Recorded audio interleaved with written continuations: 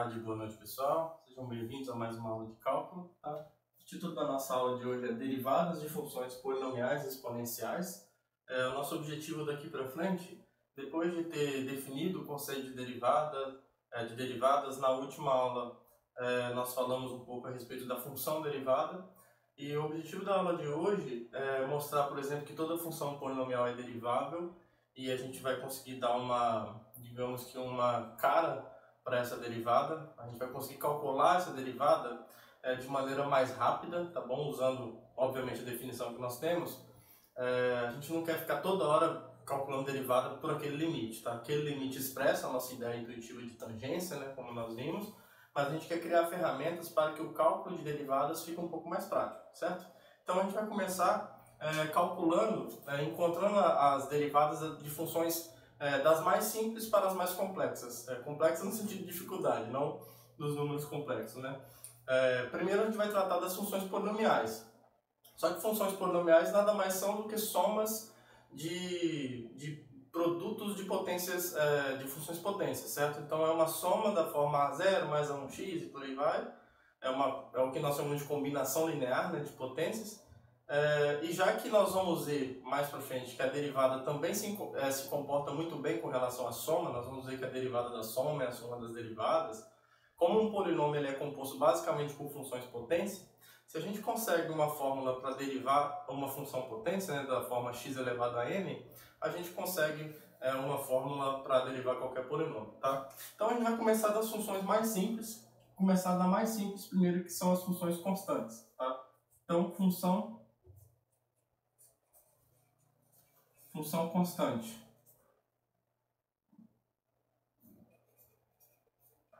Essa canetinha não está muito boa, deixa eu pegar uma melhor. Tem uma aqui que não está tão legal também não, vamos só confirmar aqui. Então olha só, se C é um número real, então nós vamos mostrar facilmente, essa aqui é a outra que está ruim, então acho que é essa daqui que está boa.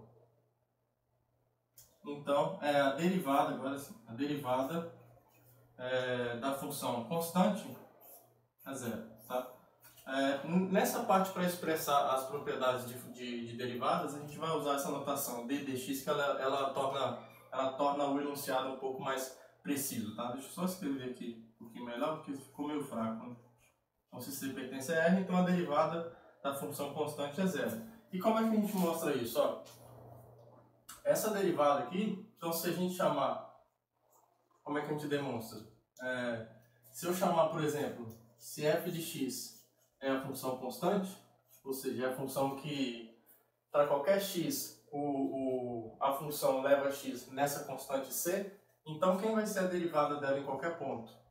Óbvio que eu posso considerar o domínio dessa função todo o conjunto dos números reais, certo? Então a derivada dessa função, ó, por definição, isso é o limite, quando o h vai para zero, de f de x mais h menos f de x sobre h.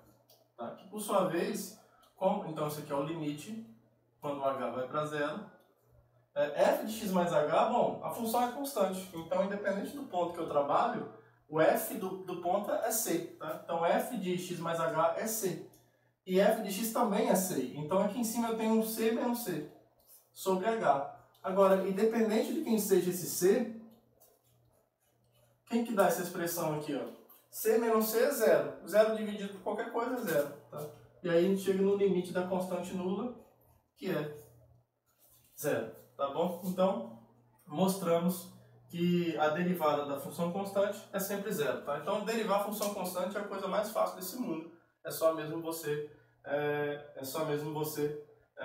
igualar a zero, certo? A derivada sempre vai ser igual a zero. Confirmando que está gravando aqui. Ótimo. Beleza. Uma outra função. Essa função aqui, ó. Função f de x igual a x. Uma função do primeiro grau, certo? E a gente quer encontrar a derivada dessa função. Então a gente está querendo trabalhar daqui para frente com as funções potências. Essa é a função potência entre aspas mais simples, né? O expoente constante aqui é 1. Então quem é a derivada dessa função? essa segunda propriedade aqui, então nós vamos ter o seguinte, ó, a derivada dessa função, aqui, por definição, é o limite, quando h vai para zero, do f de x mais h, menos f de x, sobre h, certo? E isso daqui, por sua vez, por definição, é o limite, quando h vai para zero, f de x mais h é quem? A função f aqui é a função identidade, então ela pega um número e leva nele mesmo. Então f de x mais h é o próprio x mais h, tá? E aqui eu estou tirando o f de x, que é o próprio x, sobre h. Com isso a gente vai ter que isso é o limite, quando h vai para zero, de x mais h menos x é só h, certo? Dividido por h.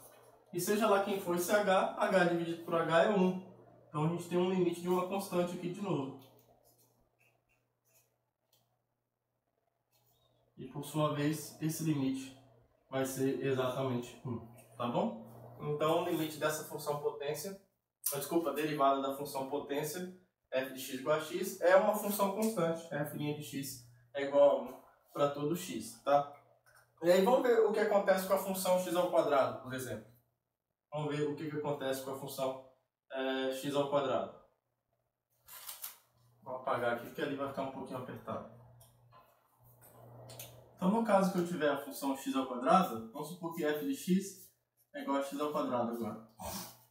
Vamos tentar calcular a derivada de f de x. Então, nesse caso, f' de x, por definição, é o limite quando o h vai para zero, do f de x mais h, menos f de x sobre h, certo? Por sua vez, isso daqui vai ser, bom, só aplicar quem é a função, né? Isso é o limite quando o h vai para zero. F de x mais h é x mais h ao quadrado, menos x ao quadrado sobre h. Aí aqui a gente vai ter um limite, quando h vai para zero, de x ao quadrado mais 2xh mais h ao quadrado menos x ao quadrado sobre h, certo? Só expandir aqui esse produto na tábua. Esse x ao quadrado aqui vai embora com esse, tá bom? E o que vai sobrar aqui em cima a gente consegue colocar um h em evidência para cada um ter um h para chamar de seu, e a gente conseguir eliminar esse hzinho que está aí embaixo, que está atrapalhando as nossas vidas. Então isso aqui vai ser o quê? Colocando o h em evidência, vai ser 2x mais h multiplicado por h, isso tudo dividido por h, certo? Aqui vai embora. E o que vai sobrar aqui é o limite, quando o h vai para zero, de 2x mais h. E lembra que a função que está aqui no limite agora, a variável é h, não é x. X é, digamos que nesse limite pode ser considerado uma constante. Tá? E aqui, como o zero está no domínio dessa função, da variável h, é só substituir h igual a zero. Então isso aqui é 2x mais 0, que é igual a 2x, certo? Então, observe que o que nós concluímos então é que a derivada da função x ao quadrado, é 2x. Beleza? Vamos tentar fazer a mesma coisa pro f de x igual a x ao cubo agora. Uma nova função aqui, ó. F de x igual a x ao cubo.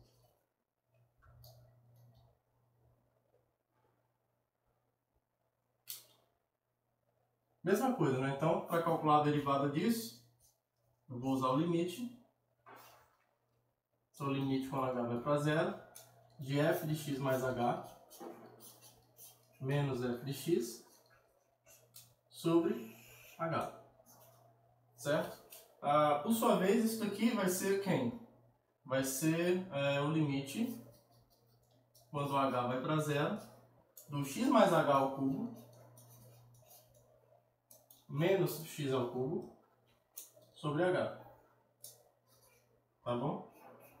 E por sua vez, bom, eu só tenho que expandir essa expressão agora. Isso aqui vai ser então o limite, quando o h vai para zero, de x mais h ao cubo, isso é um produto notável, tá? Você pode escrever isso assim, ó. É só fazer a conta que você vai se convencer disso, que isso é x ao cubo mais 3x ao quadrado h mais 3xh ao quadrado mais h ao cubo. E aqui tem um menos x ao cubo aqui do lado. E tudo isso está dividido por h. Certo? Dá pra gente fazer mais um passo aqui, ó. O x ao cubo foi embora com esse x ao cubo. Isso aqui a gente vai ter então o limite, quando o h vai para zero, de... a gente pode colocar um h evidência aqui em cima, certo? Todo mundo tem um hzinho para chamar de seu.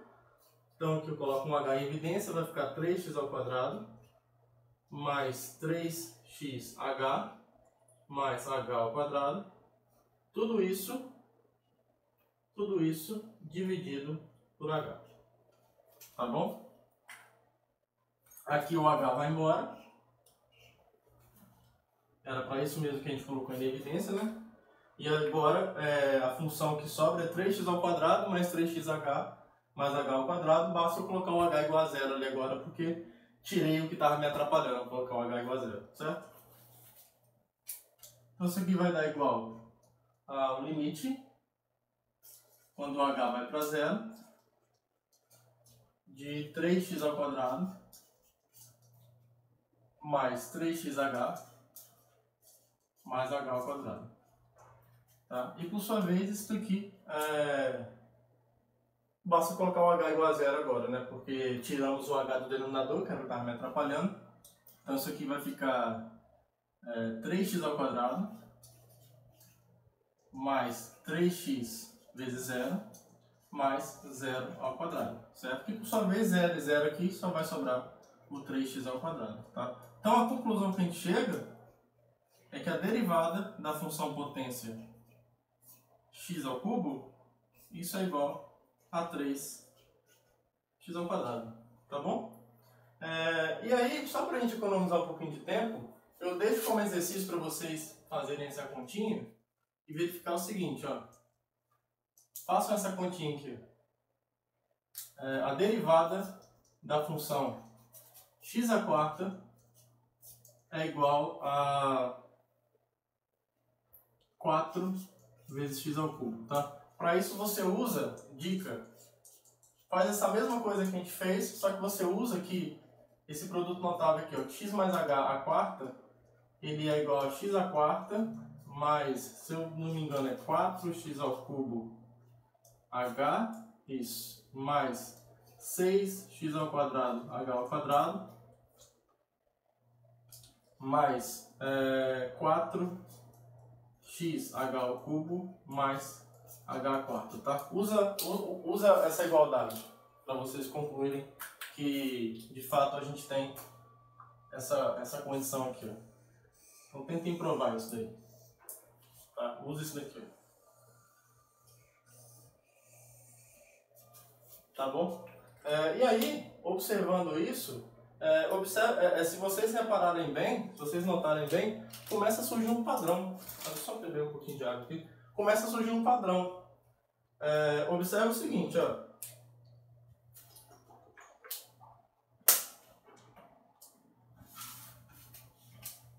Só recapitulando o que a gente fez então, ó. Se vocês observarem bem, a gente conclui isso aqui, ó. A derivada da função x ao quadrado é 2x. A derivada da função x ao cubo é 3x ao quadrado. E a derivada da função x à quarta, que eu deixei ali para vocês fazerem, o professor é palhaço, né? Ele faz os fáceis e deixa o difícil para o aluno. É isso mesmo. A derivada do x à quarta, por esse exercício, é 4x ao cubo. Tá bom? Observe que tem um padrão aqui, porque, ó, primeiro, quando eu derivei a potência quadrática, surgiu uma função do primeiro grau. Quando eu derivei a função x ao cubo, surgiu uma função do segundo grau. Quando eu derivei a função x à quarta, surgiu uma função do terceiro grau. E mais, além de cair exatamente 1 grau, quando eu derivei, nesses casos aqui, uma unidade no grau, a constante que acompanha a potência de x é o expoente original de quem eu estou derivando, né? Então parece que para derivar o x ao quadrado, você desceu o 2 aqui, diminuiu uma unidade aqui. Aqui você desceu o 3 e diminuiu uma unidade no expoente, aqui é a mesma coisa, tá? A gente pode tentar verificar se isso vale em geral. E para verificar isso, a gente vai usar uma coisa chamada binômio de Newton para verificar, que tem a ver com essa igualdade do 4, que é um caso particular dessa expansão binomial, tá? Bom, então a nossa conjectura, no fim das contas, é essa daqui, ó. É que a derivada da função x elevado a n é n vezes x elevado a n menos 1, tá? Isso aqui é o que nós vamos tentar provar. Isso aqui para todo n natural. É isso que a gente vai tentar provar, tá? E para demonstrar isso, a gente vai usar o binômio de Newton, tá? Deixa eu só relembrar para vocês aqui a noção de combinação. Quando eu tenho um número natural n, um número i, que está entre n e o zero, i natural. Lembra lá de análise combinatória? Que a gente define a noção de combinação de n tomado i a i, dessa forma aqui, ó, n fatorial sobre i fatorial vezes n menos i fatorial, tá? Esses números vão desempenhar um papel importante aqui na demonstração desse resultado, porque pelo binômio de Newton, a gente tem isso aqui, ó, para todo h número real, e x também, para todos x e h em R, a gente tem isso aqui, ó, que x mais h... Nossa, está muito ruim essa canetinha. X mais h, opa, elevado a n aqui.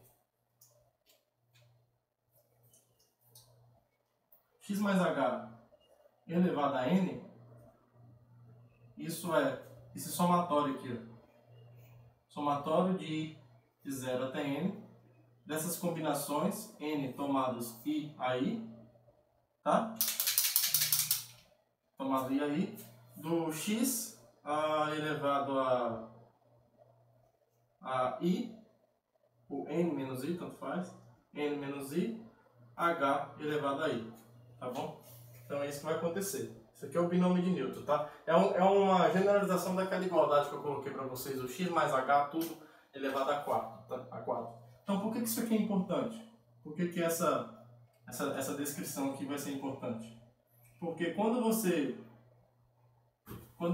calcular o limite disso aqui, então se a função f de x for função x elevado a n, o que vai acontecer? A derivada de f num ponto, vamos ver se existe, né? Se existir, vai ser esse limite aqui, ó. Então, se a gente calcular esse limite e ele existir, então é porque a função é derivável em qualquer ponto. Por definição, é isso daqui, ó.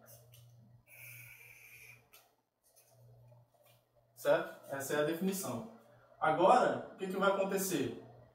Na hora que eu substituir a função aqui, isso aqui é o limite, quando o h vai para zero, de x mais h elevado a n, menos x elevado a n, tudo isso sobre o h.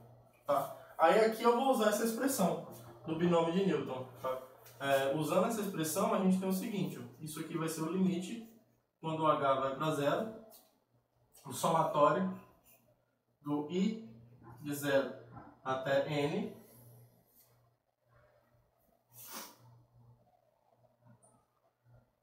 ni, x elevado a n menos i, h elevado a i,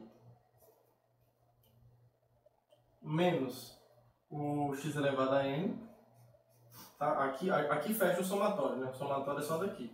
Aí esse menos x elevado a n tá fora aqui, tá? É isso, menos isso. Beleza? Isso tudo dividido por h. Isso tudo dividido por h, tá? Deixa eu apagar aquela fórmula ali. Só um comentário rápido que eu vou fazer com vocês aqui é o seguinte, ó, eu vou fazer e já vou apagar. Vai ser útil. Nessa fórmula aqui, por exemplo, quem seria a combinação de n tomado de 0 a 0? isso é n fatorial, né? Dividido por o i aqui é 0, então é 0 fatorial, dividido por n menos n, n menos 0, desculpa, que é n fatorial. Então, o 0 fatorial é 1, né? E aqui eu tenho o n fatorial e o n fatorial. Então, o que sobra aqui é 1, tá? Então, a combinação de n tomadas de 0 a 0, vamos dizer assim, é igual a 1. Eu só deixei isso claro para vocês, porque a gente vai usar isso agora. Então, continuando o limite aqui, ó, isso aqui vai ser o que, então? Isso é o limite, quando h vai a 0. E eu vou ser esperto aqui, ó. Nesse somatório aqui, eu vou desmembrar o termo cujo índice é 0, tá? Quando o índice i aqui é 0, eu tenho o termo assim, ó. Eu tenho esse termo n, 0, quando o i é 0. X elevado a n menos 0, ou seja, x elevado a n, certo?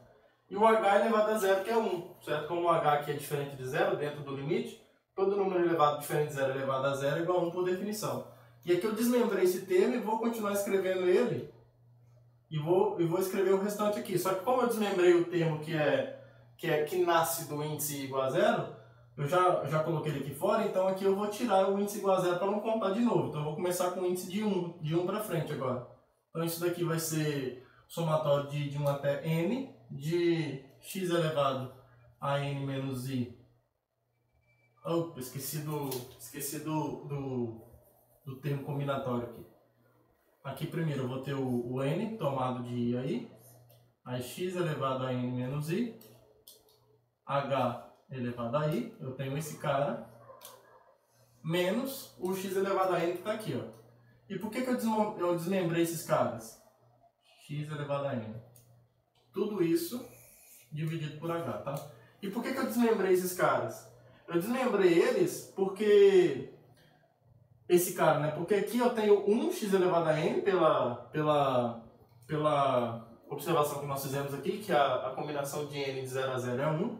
Então eu tenho x elevado a n aqui menos x elevado a n. Então isso aqui vai embora. E o que sobra aqui agora, todos têm uma potência de h, tá? Tem um h, porque o i começa de 1. Então, antes, o primeiro termo não tem h. Só que esse primeiro termo vai embora com esse. Que é o que aconteceu em todos os exemplos que nós fizemos, tá? Para o x... Para a potência 2, a gente viu que tinha um x ao quadrado num canto e um menos x ao quadrado lá do outro lado. Para o x ao cubo, tinha o seu respectivo menos x ao cubo do outro lado. Para o x à quarta, vocês vão ver ao fazer aquele exercício que eu deixei para vocês, que vai sobrar o menos x à quarta, que vai eliminar essa potência que não tem o h acompanhando, de modo que o restante todo mundo tem h e a gente consegue colocar em evidência, tá? Aí aqui, o que vai sobrar? Vai sobrar o limite, quando o h vai para 0. Como aqui cada um tem um hzinho para chamar de seu, eu posso colocar um termo h em evidência aqui, ó. Então vai ficar h vezes o somatório de 1 até n, de ni,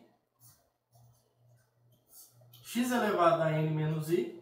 Aí aqui, ó, eu tenho um h elevado a i menos 1, porque eu tirei um h daqui, certo? Eu tirei um h que está em evidência ali, joguei ele para fora. Está em evidência em comum. E tudo isso está dividido por h. Só que a vantagem agora é que esse h que está em evidência multiplicado aqui pode ser eliminado com esse aqui embaixo, porque h dividido por h é 1. Tá? E aí esse limite aqui agora, quem que ele é? Agora, como não tem mais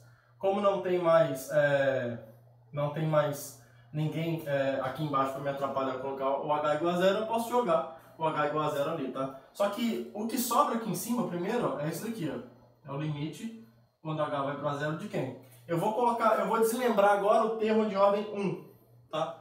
Então, isso aqui vai ficar n1, vou separar o termo aqui, n1, quando i é igual a 1, né? X elevado a n menos 1, mais o somatório de, a partir do 2 agora, porque com i igual a 1 eu desmembrei, i igual a 2 até n, ni, x elevado a n menos i, h elevado a i menos 1, tá? Então isso aqui vai ficar o quê? Agora eu posso colocar o h igual a 0, tá bom? E não vou ter problema de ter 0 elevado a 0, porque como o i aqui começa em 2, a potência do h aqui é no mínimo 1, tá bom? Então quando eu coloco o h igual a 0, o que sobra? Sobra n1, x elevado a n menos 1, aqui é um n menos 1, que tá, não ficou muito bonito não, mas é n menos 1. Somado com essa coisa aqui, ó, vai ficar somatório de 2 até n da combinação de n e a i, x elevado a n menos i. E aqui o h elevado a i menos 1 eu vou substituir por zero, certo? Então 0 elevado a i menos 1. Então tem um zero em comum aqui em todas as parcelas. Então tudo isso daqui, ó, é zero. E o que sobra é isso. Só que quem é a combinação de n tomado 1 a 1? Vamos fazer aqui rapidinho. Essa combinação, deixa eu fazer uma cor diferente aqui. Essa combinação, n 1 a 1, por definição, é n fatorial dividido por o i, aqui fatorial é 1 fatorial, dividido por n menos i fatorial, então n menos 1 fatorial. Só que n fatorial é a mesma coisa que n vezes n menos 1 fatorial. Então esse n menos 1 fatorial que vai embora com esse, e n dividido por 1 fatorial é 1, então n dividido por 1 é igual a n, tá? Então a combinação de n tomado 1 a 1 é igual a n, tá? Para quem já sabia disso, é só aplicar aqui direto. Então no fim a gente conclui que de fato isso daqui é n x elevado a n menos 1. Beleza? Então isso fecha a demonstração desse teorema. Tá bom? Então provamos isso que os exemplos estavam nos levando a crer, de fato é verdade, tá? Se você tiver uma potência x elevado a n, natural pelo menos, a derivada disso, x elevado a n, é n vezes x elevado a n menos 1, tá bom? E aí esse resultado pode ser generalizado para qualquer potência real também, tá bom? É claro que a demonstração que a gente fez, ela não abarca os casos em que n é um número racional, e um número até mesmo irracional, tá bom? Para demonstrar esse resultado aqui, a gente precisa conhecer um pouquinho melhor as noções de convergência para definir a noção de potência nesse caso, tá? Mas a gente vai usar para que essa fórmula que vale para potências naturais vale também para qualquer potência real, tá bom? E a gente pode fazer alguns exemplos para aplicar esse resultado. Olha como fica fácil, por exemplo, calcular a derivada, por exemplo, de x elevado a 1000.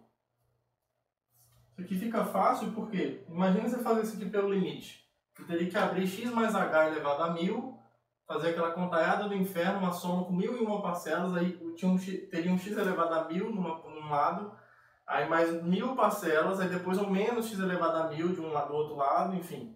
E aí você tem que fazer a conta toda, não precisa. De acordo com esse resultado que nós provamos, derivar x elevado a 1000 é basicamente você descer o expoente 1000, certo?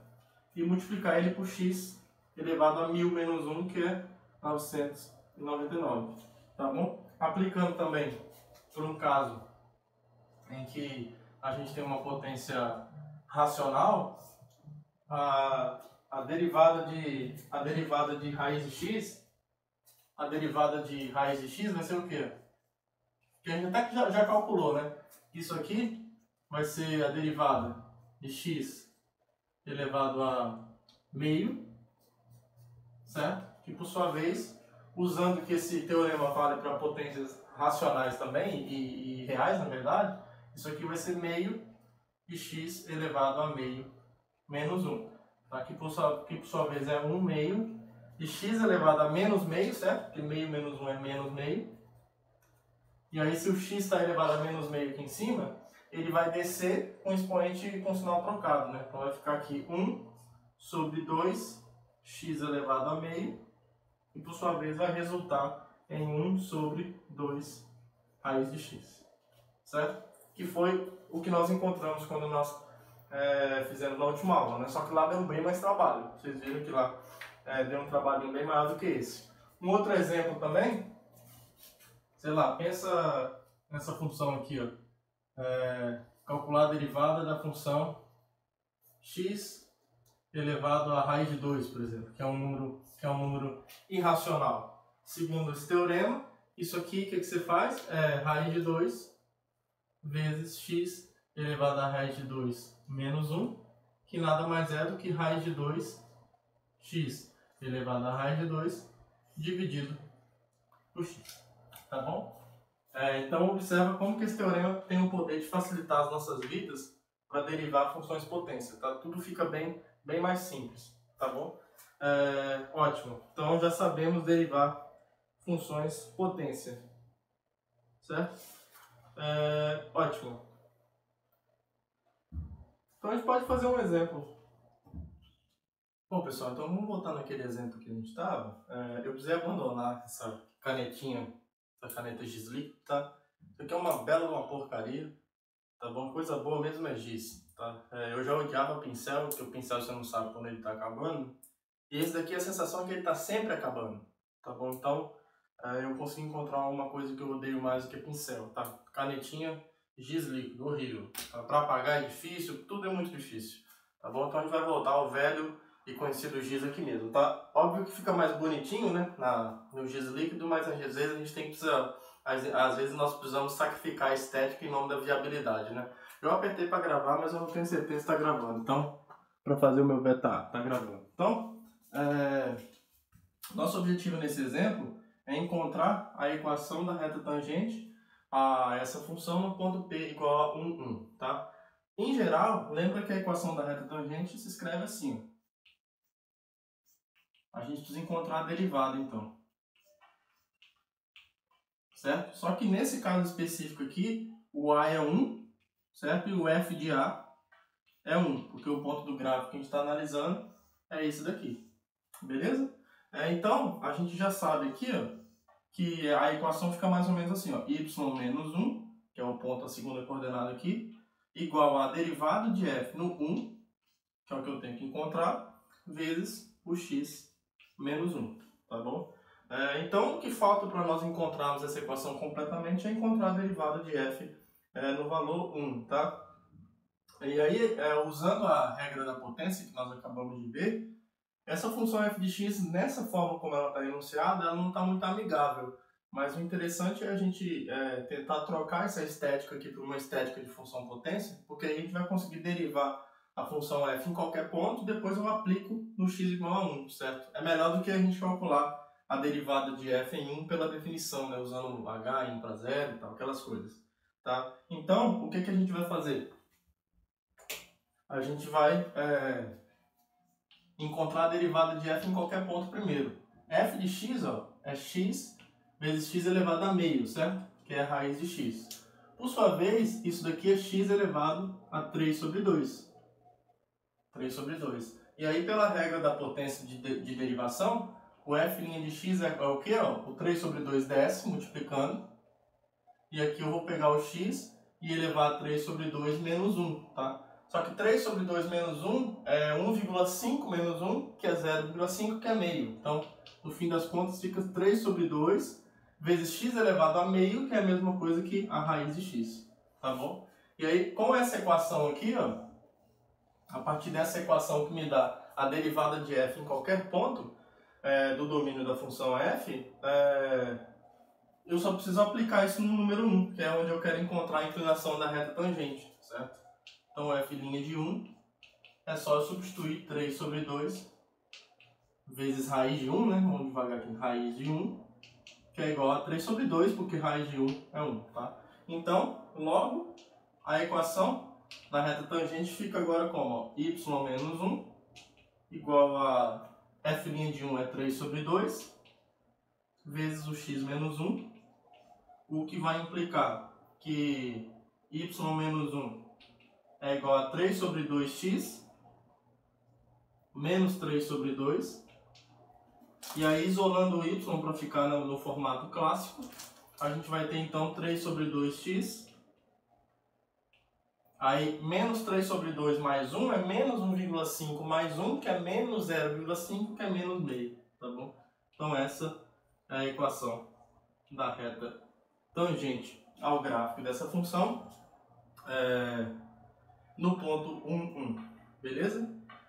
Então, esse exemplo matamos. Tá? E aí, agora, a gente vai ver algumas regras de derivação em que a gente consegue derivar funções onde elas são dadas a partir de funções conhecidas. Tá? A primeira regra que nós vamos ver é a regra da multiplicação por uma constante.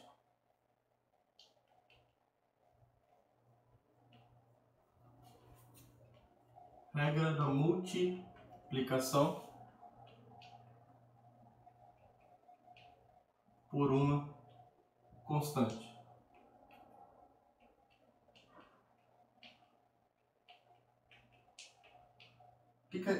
O que essa regra diz? Essa regra nos diz o seguinte, ó.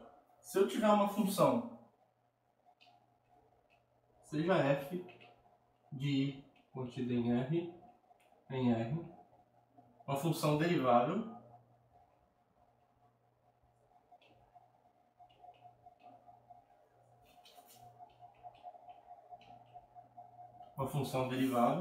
tá? E suponha que C seja um número real. Tá? Então, a função CF é derivável, ou seja, pegar a função e multiplicar por uma constante mantém a derivabilidade ou a diferenciabilidade da função, e mais, a gente consegue calcular essa derivada certinho. A derivada da função CF, ou seja, a derivada da função C, vezes a constante C vezes a função F, é a mesma coisa que a constante C vezes a derivada da função F. Tá? Ou seja, CF' é igual a C vezes a derivada de F'. Né? Ok? Então, de certa forma, a constante, assim como no limite, a constante pode sair também da derivação. Tá? Multiplicando, sai multiplicando. E a demonstração disso é simples. A prova passa por essa propriedade análoga que os limites têm. Como é que a gente demonstraria esse resultado? Então, como é que a gente demonstra isso? Ó, se a gente pegar num x qualquer, a derivada por definição, o que a gente vai ter? Por definição, a derivada de f num ponto x qualquer, é esse limite aqui, ó. É o limite quando o h vai para zero da função cf de x mais h menos cf, isso aqui, de x, sobre h, certo? Essa é a definição da derivada dessa função. Tá? Vamos ver se esse limite existe, e se ele existir, o que vai dar. Bom, esse limite aqui, quando eu aplico a função cf em x mais h, é a mesma coisa que pegar, aqui está o limite, né? Quando o h vai para zero. E aqui é a mesma coisa que eu pegar a constante c e multiplicar por f de x mais h.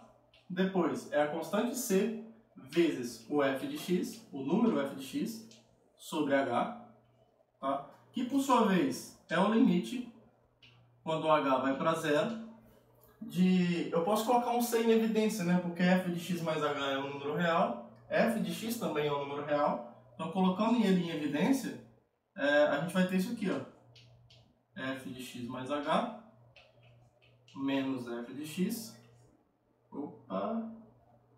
sobre h. Aí fecha o parênteses aqui para compilar.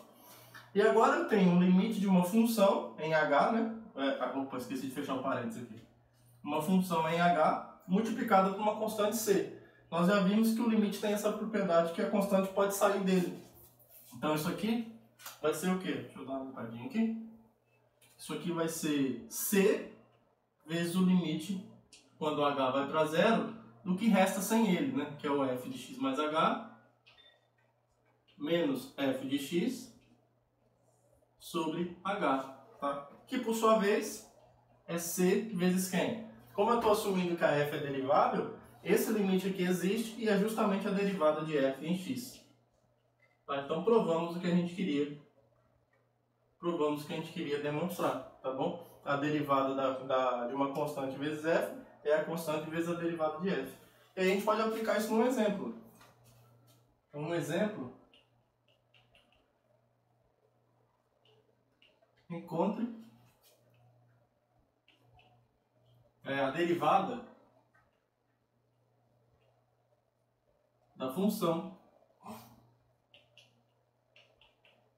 f de x igual, vamos pensar aqui, a 7 vezes raiz cúbica de x, por exemplo. Tá? Então, olha só, se você pensar bem, essa função, da forma como ela está escrita, de novo, a estética dela não está muito agradável. Mas a gente pode transformar ela para ela ficar numa estética em que, quando a gente bater o olho nela, a gente saiba reconhecer qual propriedade exatamente é a mais adequada para atacar esse problema. Nos parece razoável atacar esse problema escrevendo a f assim, ó. Observe que a f de x nada mais é do que isso aqui, ó. É 7 vezes x elevado a 1/3, certo? Então, olha só, a função f, ela consiste de um número, de uma constante, que aqui é 7, multiplicado por uma função potência. A última propriedade, a propriedade que nós vimos anteriormente, nos diz que desde que eu conheça a derivada dessa função aqui, ó, eu só tenho que multiplicar ela por 7 e com isso eu vou obter a derivada dessa função que é composta por esse produto de uma constante por essa função. Então, pela propriedade anterior, o que vai acontecer? Que nós acabamos de demonstrar, pela propriedade anterior,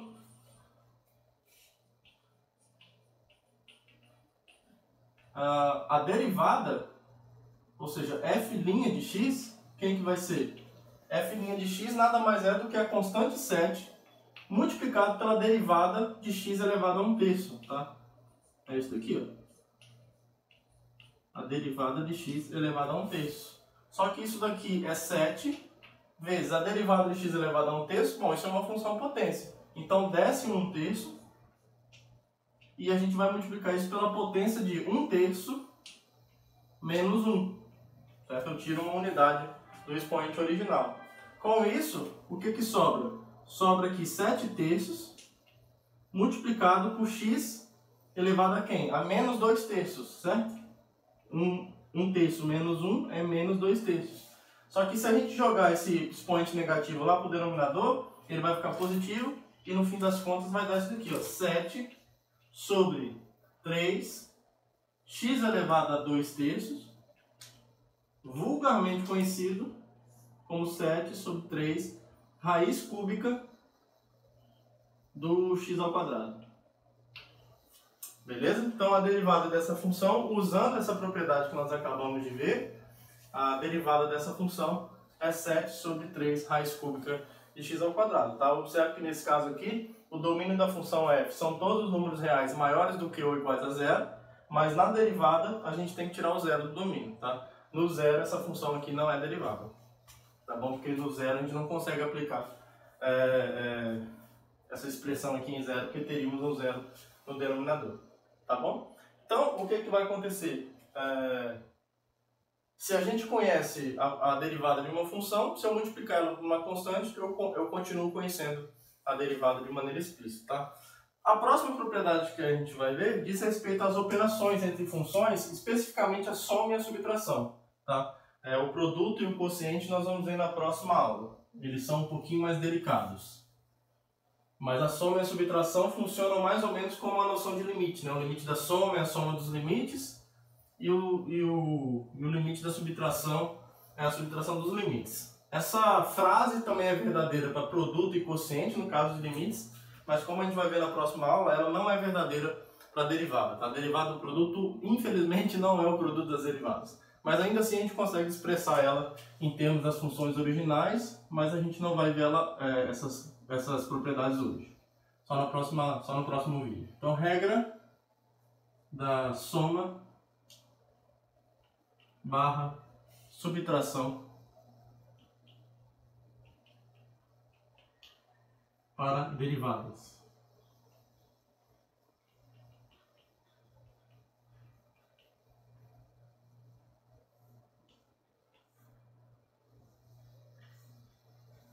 Tá? Então, essa regra estipula o seguinte, ó. Se eu tiver duas funções deriváveis no intervalo,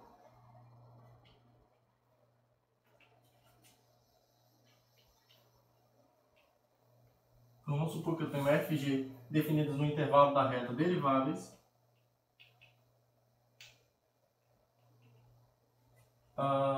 se isso acontecer, então a derivada da função soma é igual a derivada da soma, desculpa, a derivada da primeira, mas a derivada da segunda, ou seja, a derivada da soma é a soma das derivadas, tá? E também vale que a derivada da diferença é igual à diferença das derivadas. tá? A gente vai provar de cima e depois eu vou mostrar para vocês como usar a mesma ideia para provar o de baixo, tá? É bem similar as ideias. Então, como é que a gente prova esse resultado? Vamos provar esse primeiro item e depois eu mostro para vocês como provar o segundo. Tá? Então, atacando aqui o primeiro item, observe o seguinte, ó, temos para qualquer x no intervalo i, por definição, a derivada de f mais g em x, por definição, é essa soma aqui, ó, é o limite. Desculpa, não é essa soma, é esse limite aqui. É o limite, quando h vai para zero, da função f mais g aplicada em x mais h, menos f mais g aplicado em x, tudo isso dividido por h, certo? Aí isso daqui vai ser igual ao limite, quando o h vai para zero, de quem? Ó? Aqui vai ficar f de x mais h, por definição de função soma, isso é f de x mais h, mais g de x mais h.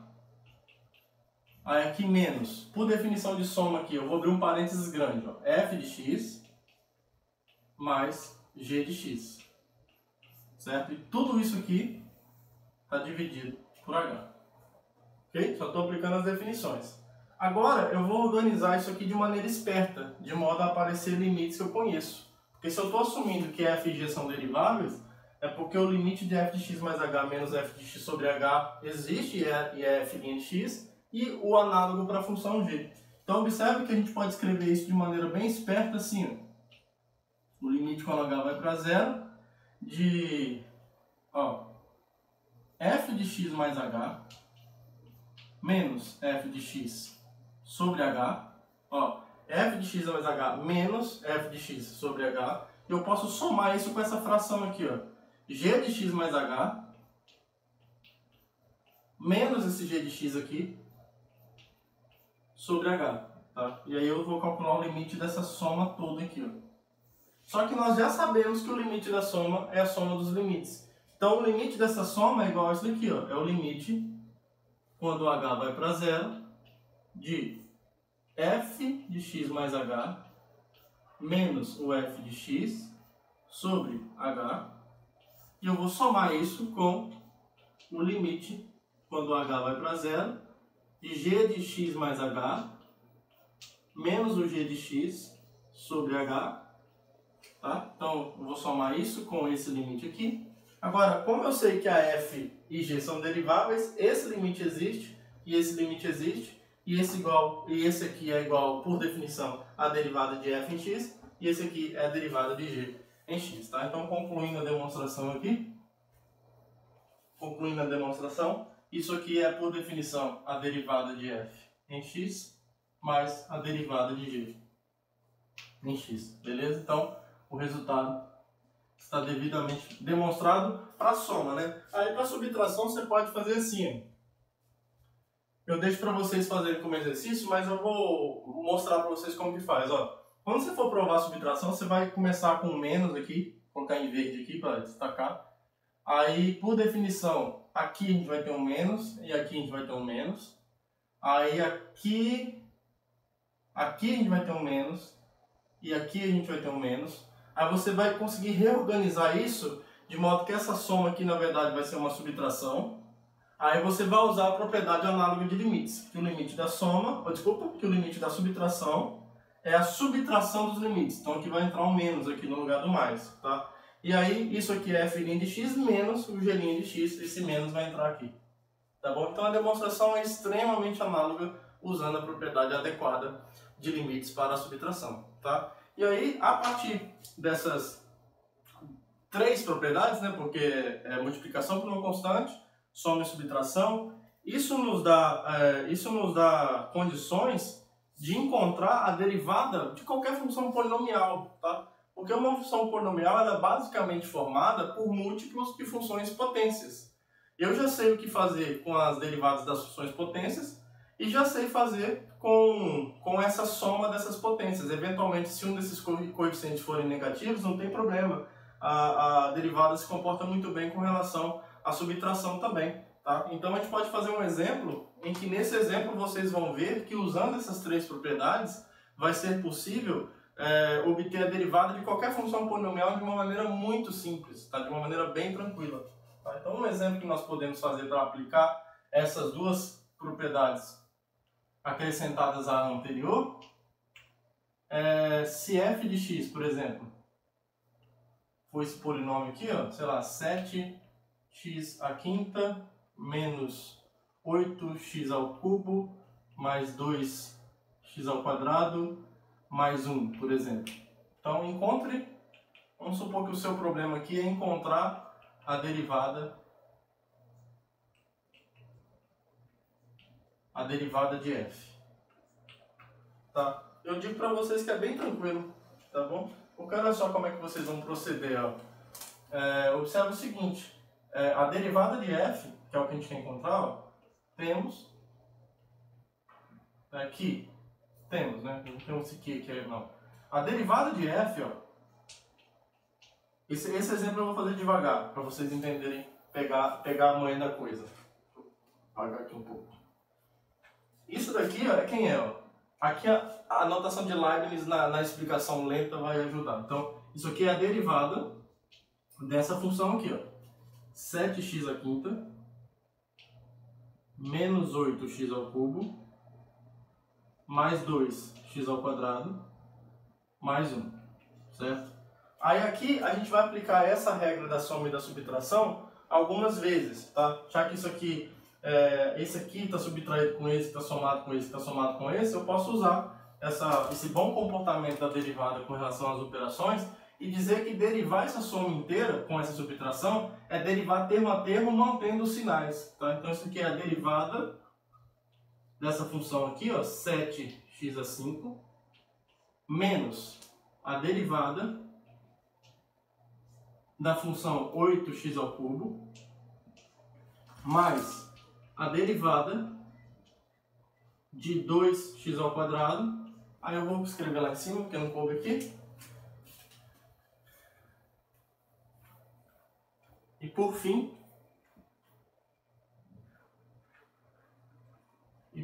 a gente vai ter a derivada aqui do último termo, faltou, da função constante 1. Tá? Então, aqui está esse mais aqui, porque continua, não coube ali.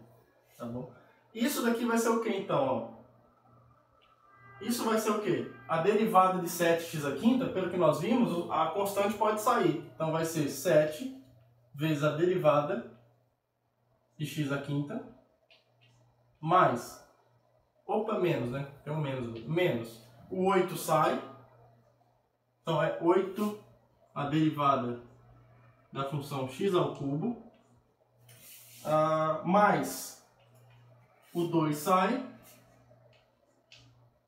a derivada de x ao quadrado, que é o que resta ali dentro, mais essa derivada de 1 que é zero, certo? Nós já vimos no início da aula que a derivada de uma constante é zero. Então isso aqui é zero. Tá? E aqui, para finalizar, o que vai dar? Para quase finalizar. Aqui eu tenho 7, derivada de x à quinta. Desce o 5 e diminui uma unidade no expoente original, 4. Menos 8 vezes derivada de x ao cubo, desce o 3 e diminui uma unidade no expoente original. Tá? Mais 2 vezes derivada de x ao quadrado, desce o 2 e diminui uma unidade no expoente original. Simplificando, aqui eu tenho 35x à quarta menos 21x ao quadrado mais 4x. Tá? Então essa é a função derivada dessa daqui. Tá? Com o tempo vocês já vão bater o olho e já chegar nessa conta aqui de uma vez. Tá? Então, 5 vezes 7, 35, x à quarta, menos 3 vezes 8, 24. Olha, eu errando conta aqui, né? 8 vezes 3 é 24. Desculpa o professor animal de vocês, tá? 24, não é 21. Né? Me perdoe aí a falha. Então olha só. 7 vezes 5, 35, x à quarta, menos 8 vezes 3, 24. E aí desce a unidade x ao quadrado, mais 2 vezes 2, 4, x. E a derivada do 1 é 0, tá bom? Então aqui eu fiz devagarzinho para vocês verem como que você utiliza as propriedades na verdade. Mas quando você fizer bastante exercícios, você vai resolver isso aqui num passo, tá? Você já vai daqui para cá, aí depois você já chega aqui, tá? Meio que essa conta aqui no meio você já vai fazer mentalmente já. Ela não vai precisar toda hora entrar na jogada. Beleza, gente? Ótimo. E aí, para finalizar, o último assunto que nós vamos tratar hoje nós vamos começar a tentar abordar o problema de encontrar a derivada de funções exponenciais. Tá?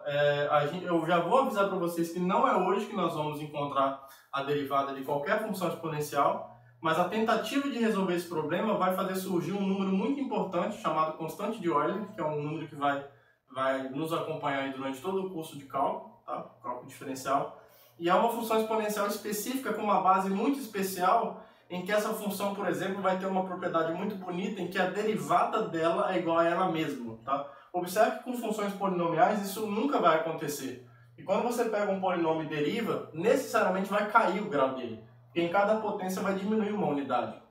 Então é impossível você pegar um polinômio, derivar ele e dar o mesmo polinômio, dar a mesma função. Tá? Mas a gente vai ver que tem uma função exponencial específica que vai satisfazer isso. E é na tentativa de encontrar as derivadas de funções exponenciais que esse número aparece. Ele aparece em outros contextos também, mas uma das formas dele entrar em cena, dele dar o show dele, é tentando resolver esse problema, tá bom? Então vamos começar a atacar isso.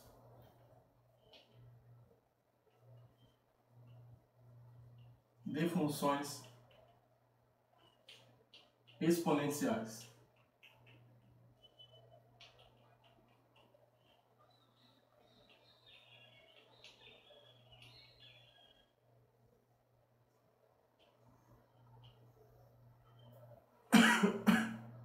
Beleza? Então vamos lá. Vamos supor, então, que a gente tem uma função assim, ó. Seja b maior que zero, b um número real maior que zero, isso seja, e considere a função exponencial definida em toda a reta, né? f de R em R, conta domínio que pode ser até os números reais positivos, né? Dada por f de x igual a b elevado a x.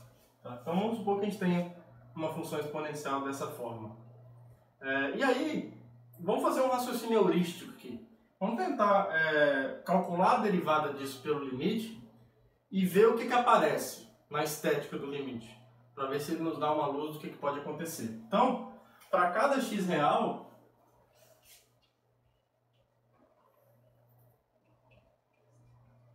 para cada x pertencente a R, por definição,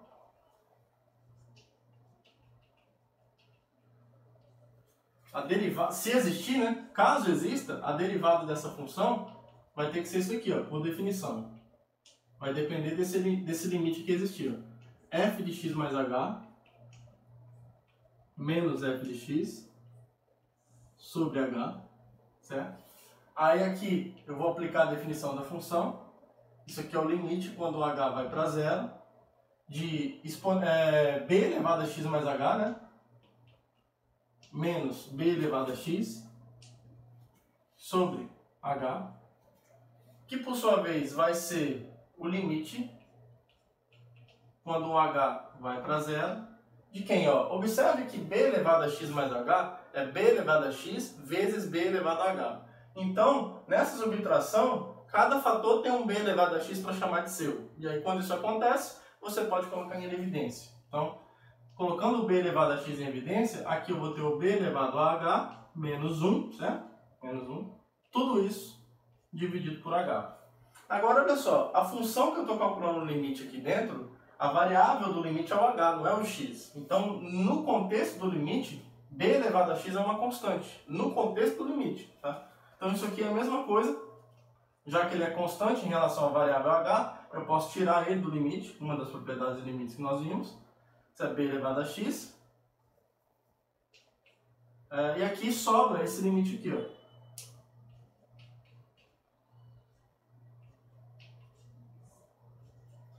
E se vocês observarem bem, isso daqui, ó, é justamente o f' de zero. O b elevado a x é um número real. Se esse limite existir aqui, ó, por definição, ele é justamente o f' de zero. Tá? Deixa eu mostrar aqui rapidinho para vocês, ó. Rapidinho, o que seria o f' de zero? Aí eu apago, só para vocês entenderem. O f' de zero, por definição, ó, é o limite. Aqui já está muito pequenininho.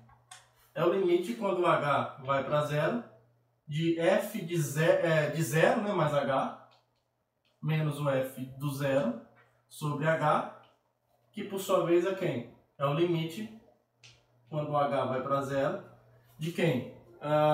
Isso aqui é f de h, certo? Que é b elevado a h. Quem é f de zero? É b elevado a zero. Como b é maior que zero, para qualquer b diferente de zero, a gente define que b elevado a zero é 1, né? Então isso aqui é 1 sobre h, tá bom? Então essa expressão aqui, ó, é justamente a derivada de f no zero, caso ela exista, tá bom? Então, o que essa igualdade aqui mostra é o seguinte, ó, essa função, deixa eu apagar aquilo ali, porque agora, se quiser pensar mais um pouquinho, dá um pause no vídeo, contemple essa igualdade e depois dê play de novo. O que essa igualdade está nos dizendo é o seguinte, ó, para que essa função f seja derivável, é suficiente que ela seja derivada no zero. Porque se ela for derivada no zero, ou seja, se esse limite existe, então esse daqui também existe. Tá? Porque aqui vai ser um número real, que é b elevado a x, que é uma constante em relação a h, vezes essa derivada no zero. Tá bom? E aí, a gente não vai provar isso aqui, mas é possível mostrar que essa derivada aqui no zero sempre existe. Tá? Ou seja, é possível mostrar que esse limite aqui, ó, é possível mostrar que esse limite, quando o h vai para zero, de b elevado a h menos 1 sobre h, existe para todo b real maior que zero. É possível mostrar isso, né? A gente precisa usar umas técnicas um pouco mais refinadas lá da análise, mas a gente consegue mostrar sim que esse limite sempre existe, tá bom? Então, por causa disso, a gente tem uma certa função que está bem definida. Logo, essa função aqui, ó, logo a função. Aí eu vou enxergar o b como uma variável. E como variável é legal você denotar por x, eu só vou trocar o b por x na anotação aqui, tá? Então essa função aqui, ó, g, que sai desse intervalo dos números positivos e vai em r, dada por... esse logo aqui, na verdade, tem é possível demonstrar, tá? Não, eu vou escrever assim, ó. Logo, a função dessa forma dada por g de x, não vai dar trabalho. O limite quando h vai para zero. Eu só vou trocar o b por x, tá? X elevado a h menos 1 sobre h. Essa função está bem definida, tá? Porque isso aqui sempre é um número real. É possível a gente mostrar isso. Então ela está bem definida.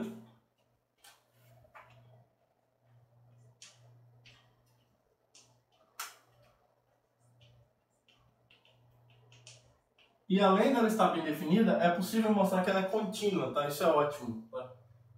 E é contínua e injetiva. Ou seja, dois carinhas diferentes têm imagens necessariamente diferentes, tá? E por que isso é interessante, ó? Porque para dois casos específicos aqui, o livro até traz essa continha numa tabelinha de valores. Eu não vou perder tempo com essa tabela de valores aqui, porque nós estamos interessados no conceito do número, tá? Mas é legal que a gente vai usar até o teorema de valor intermediário. É possível mostrar... Você pode pegar uma tabela de valores só para se convencer disso, mas isso não é uma demonstração. Então, se for para aceitar, a gente aceita tudo logo. É possível mostrar, olha só, que no caso do 2, ó, o g de 2, por exemplo, o g de 2, que é esse limite aqui, ó, que é no lugar do x, eu coloco 2, né? Quando eu coloco 2 aqui, esse limite aqui, ele existe e ele é aproximadamente esse número aqui, ó, 0,69, que é menor que 1, tá? E o g do 3, é o limite quando o h vai para 0. Do lugar do x eu coloco 3. 3 elevado a h menos 1 sobre h. Isso aqui é aproximadamente 1,10. Que é maior do que 1. Tá bom? Então olha só o que a gente tem. Como eu tenho esses caras, então a gente conseguiu isso daqui, ó. Logo, a gente tem isso daqui, ó. 2 é menor... desculpa. O g de 2 é menor que 1, que é menor que o g de 3. Tá? Isso lembra o quê? Lembra muito o teorema do valor intermediário.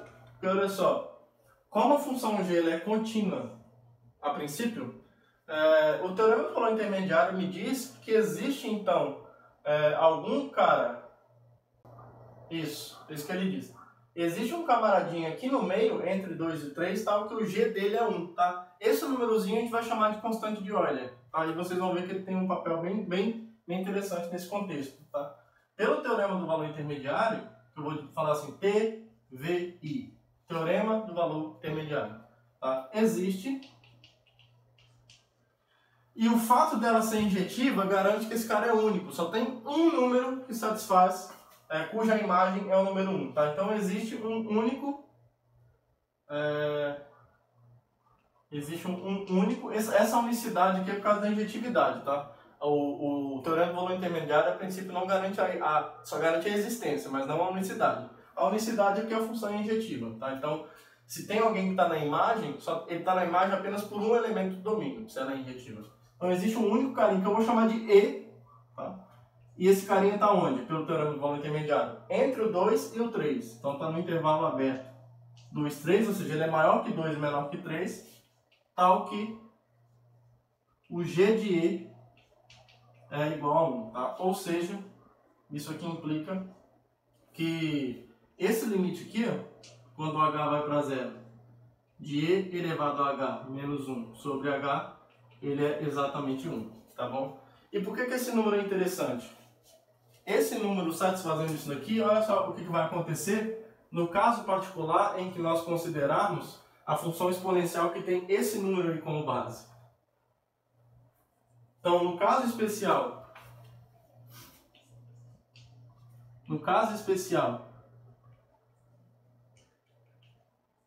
em que B é igual a E, esse número que satisfaz isso, olha só quem é a derivada dessa função exponencial. Se f de x é a exponencial de x,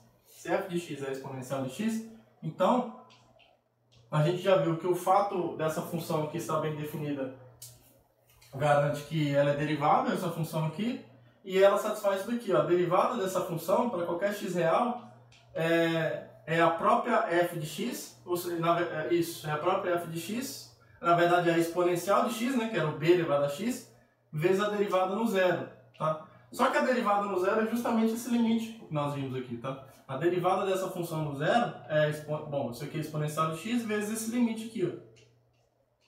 No geral era o b elevado a h menos 1 sobre h, mas eu estou pegando o caso específico em que b é esse número que eu consigo. Tá? Então isso daqui é o e elevado a h menos 1 sobre h. E a gente encontrou esse número e de modo que esse limite é 1.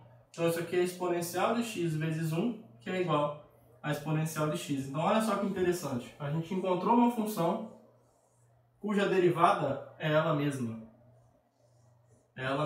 Tá? E aí se a gente for analisar isso graficamente, entendendo que a derivada me dá a inclinação da reta tangente no ponto do gráfico correspondente, se a gente analisar isso graficamente, como é que vai ficar? Deixa eu pegar um outro giz aqui. Se aqui eu colocar, no 0 ela passa no 1, aí se eu colocar aqui o 2 e o 3, no 1, então tem esse ponto do gráfico, deixa eu pegar um amarelinho, um laranja, vamos mudar um pouco, né? Eu tenho esse ponto aqui do gráfico, aí no 1 é e elevado a 1, que é o e, né, que está aqui, entre 2 e o 3. É possível mostrar com cálculo numérico que esse e não está entre 2 e o 3, ele é aproximadamente isso daqui, 2,71828. É só até aqui que eu lembro, até a quinta casa decimal. Tá? Ele é aproximadamente isso daqui, tá bom? Então ele está mais perto do 3, vamos colocar aqui. Isso, ele está mais perto do 3 do que do 2, tá? E aqui a gente vai ter e elevado a 1. Desculpa, gente, o ponto gráfico nesse daqui não. E elevado a 0 é aqui, ó, é 1, né? O gráfico dessa função nunca atinge o eixo x, tá? Ela vai vir aqui, dessa forma aqui. Então esse aqui é o gráfico da função exponencial de x. Esse é o gráfico da função exponencial de x. E aí, se a gente olhar com uma outra cor aqui, ó, o que esse resultado está dizendo é o seguinte, ó, como isso aqui acontece, f' de x é igual ao exponencial de x também. Então, olha só, por exemplo, quem é a inclinação aqui, ó? Essa inclinação aqui no 1, já que isso daqui é o f do... Desculpa, já que isso aqui é o f do zero, a inclinação aqui também é a mesma coisa, é a exponencial do zero. Então, essa inclinação aqui, ó, é 1. A inclinação da reta tangente. Essa inclinação aqui, no E, é justamente E. Tá? Então, em cada pontinho que eu pegar aqui, a inclinação da reta tangente é justamente a imagem do ponto onde eu estou trabalhando. Olha que comportamento interessante que ela tem. Tá? Então, é isso que está acontecendo. E aí, esse número é chamado constante de Euler. Tá bom? O número E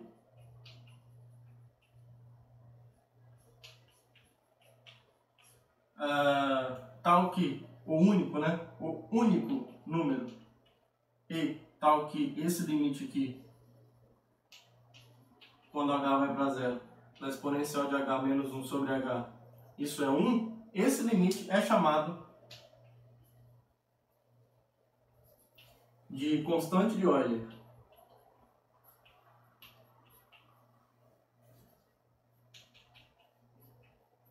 Constante de Euler.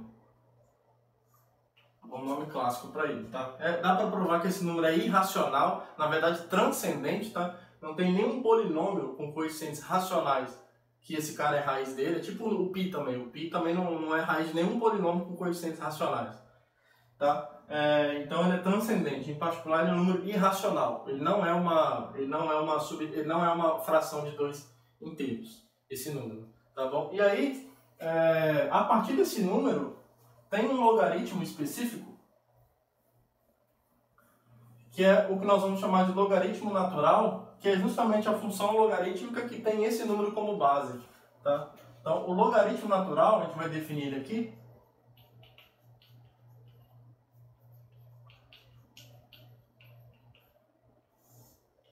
Então, a função é chamada aqui Ln, que sai dos números positivos, que vai em R, dada por... É uma função logarítmica especial, tá? Ln de x é definido como logaritmo de x nessa base E, tá? Onde a base aqui é a constante de Euler. É chamada função logarítmica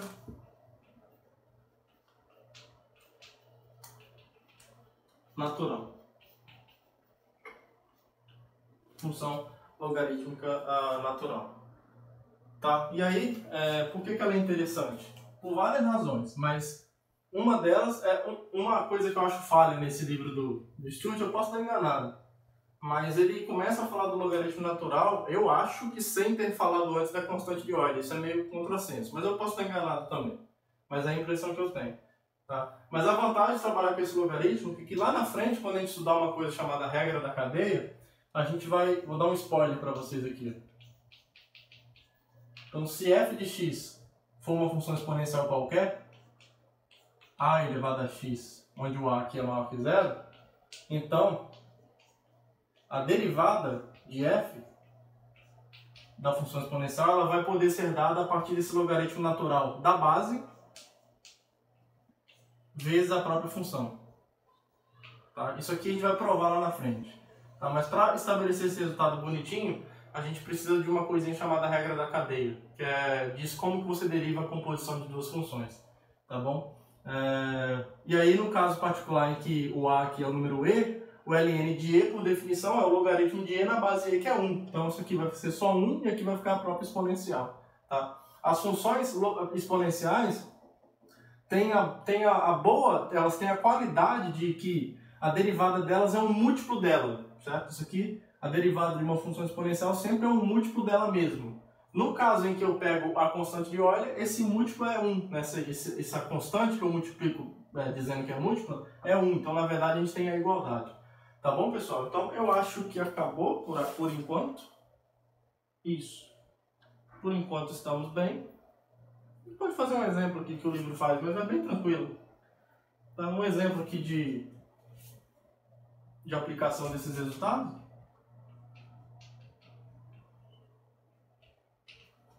Se f de x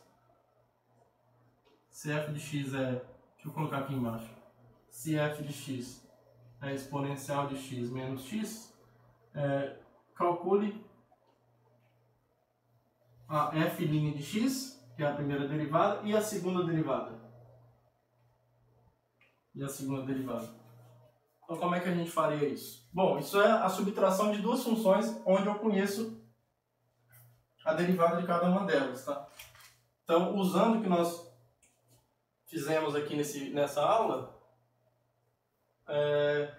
observe que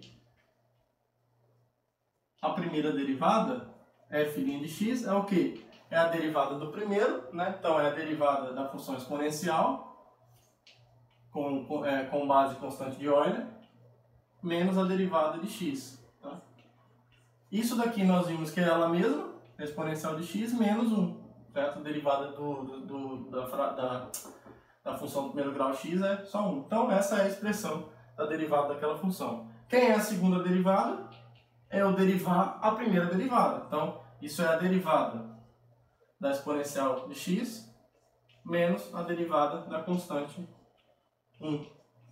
E, portanto, isso daqui vai ser exponencial de x menos 0, que é só a exponencial de x. E observe que daqui para frente, se você quiser derivando outras vezes, vai dar sempre a exponencial de x, certo? Então, a terceira derivada da função f vai ser exponencial de x de novo. E aí, se derivar de novo, continua exponencial de x. Tá bom? Então, se você agora vê um meme lá na internet em que tem um desenho assim, ó, parece, tipo, tá a função x aqui tranquila, aí aparece isso daqui para ela, aí o outro quadro do meme é essa função aqui em desespero, porque ela sabe que ela vai sumir quando eu aplicar isso aqui. Aí tem um outro quadrinho do meme que mostra a função exponencial com óculos escuros, tipo assim, não tô tranquilo porque essa ameaça aqui para mim não significa nada, tá bom? Então, óbvio que explicar a piada é uma miséria, mas você pode rir do meme e fingir que não ouviu essa explicação para pagar de nerd e entender as piadas de matemática, tá bom? Então agora você é capaz de entender essa piadinha em 4 quadros, tá? Que envolve a derivação e as funções polinomiais, mas a função exponencial fica tranquilo porque ela nunca é atingida por esse ser maléfico que é a derivada, que é o operador derivada. Tá bom, pessoal? Então, o vídeo de hoje termina por aqui. Um abraço para todo mundo e espero vocês na próxima aula, no próximo vídeo que vamos gravar, tá bom? Um abraço, tchau, tchau. Now the world don't move to the beat of just one drum. What might be right for you